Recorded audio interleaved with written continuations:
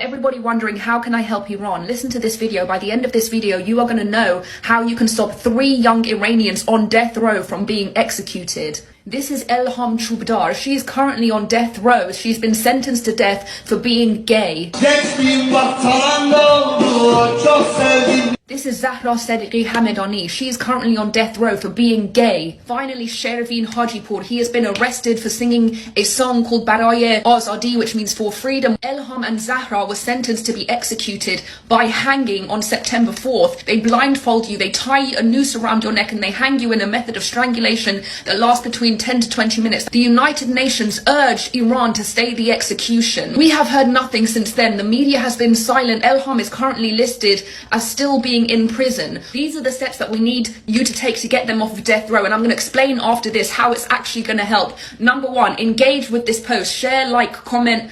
If you don't want to do any of those things, save the video. That alone boosts engagement. Copy the link. 2, tag every single international news media outlet that you can find. 3, tag every single LGBTQ member or ally that you can find. 4, tag every single women's rights organization. 5, tag every big platform that you can find. 6, tag every single congressperson that you can find. 7, sign the petition. 8, when you repost these things, use the hashtag let Elham go, let Zahra go, let Shervin go. Now let me tell you how this is going to help. In 2020, 3 young Iranian men were protesting the gas prices, the spiked gas prices. Because protesting is a crime, all 3 of them were sentenced to death by hanging. Because their sentences got international attention, Iran eventually reduced their sentences to 5 years. They are still in prison. They're set to be released in 3 years from now. These petitions make numbers. Numbers make news outlets interested. Those interested outlets share the stories. Those stories get the attention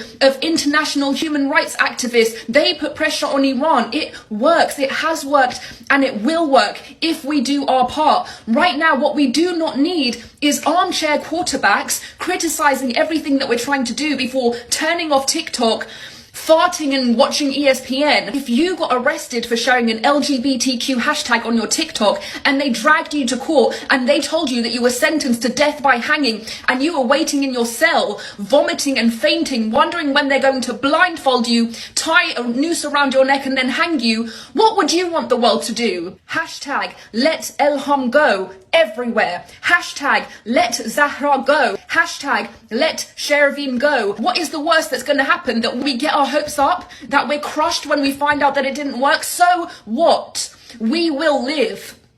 But if you don't do your part, they won't.